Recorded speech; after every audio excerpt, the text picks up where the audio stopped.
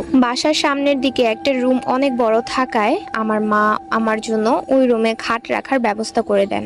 তো একদিন আমার ফুফাতো বোন আমাদের বাসায় বেড়াতে আসে। উল্লেখ্য ওর নাম কুয়াশা। সময়টি ছিল ডিসেম্বরের শীতে আর স্কুল ছুটির সময় ছিল। ও ছিল সবচেয়ে কাছের এবং প্রিয় বোন ও বান্ধবী। ও আসলে আমাদের রাত ফুরাতো কিন্তু কথা শেষ হতো না। তো যাই হোক, প্রতিদিনের মতো আমরা খেয়ে শুয়েছি গল্প করার আশায়। কিন্তু সেদিন কেন জানি আমার বারবার হাই উঠছিল, মানে ঘুম পাচ্ছিল। চাইলেও পারছিলাম না চোখ খুলে রাখতে। একসময় আমি নাকি ঘুমিয়ে গিয়েছিলাম। আর মাঝরাতে যখনই আমার ঘুম ভাঙে তখন আমি মনে মনে ভাবছিলাম আমি ঘুমিয়ে গিয়েছি এত তাড়াতাড়ি।